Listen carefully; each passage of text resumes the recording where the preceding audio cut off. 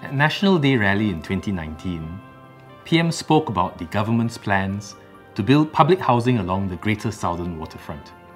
In many cities around the world, the prime central locations at the heart of the city tend to become very exclusive and expensive areas with high-end residential areas for the well-to-do.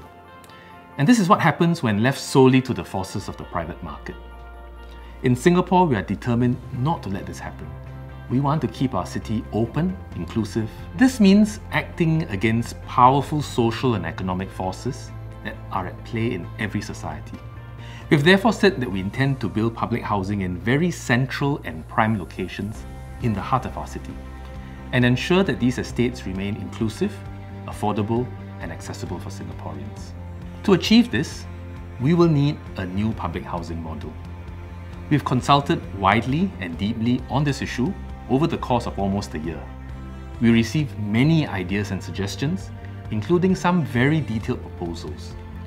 They span a very broad spectrum of views and perspectives, as Singaporeans recognize that each measure would carry certain trade-offs. And I would like to thank everyone who has contributed for your thoughtful feedback and understanding the challenge that we're trying to overcome.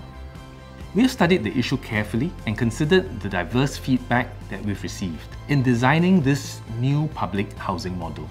Let me share its key features with you. Now, the first question you may ask is, in which areas will this new model apply?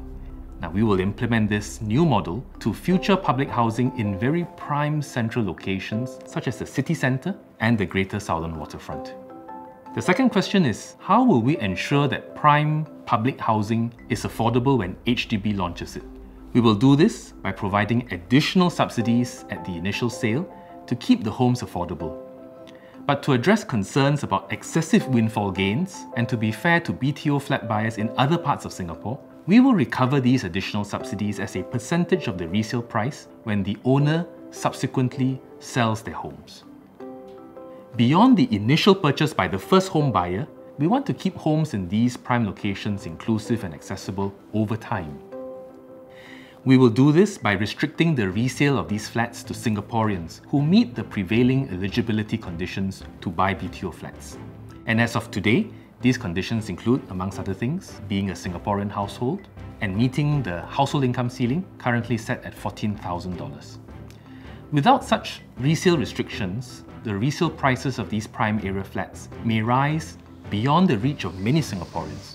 We therefore intend to maintain this restriction for the foreseeable future before we'll consider reviewing it.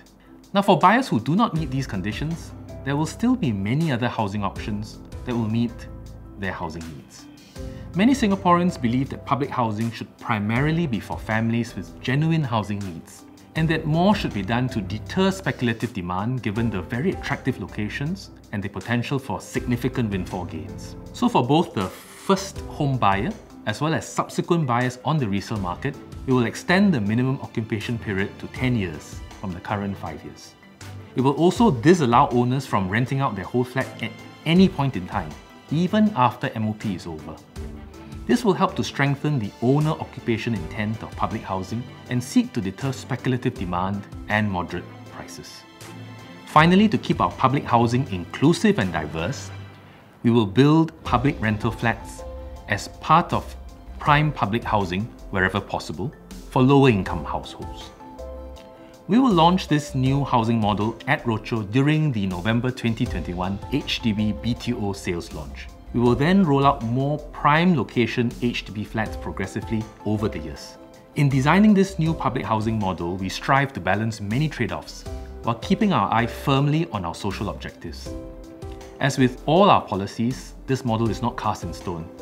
It is very new, and we will continue to review the parameters over time and make adjustments where necessary to ensure that they achieve our goals and remain relevant to the needs of Singaporeans.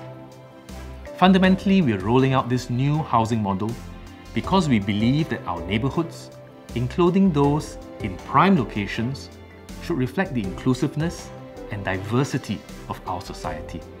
And we look forward to your support. Thank you.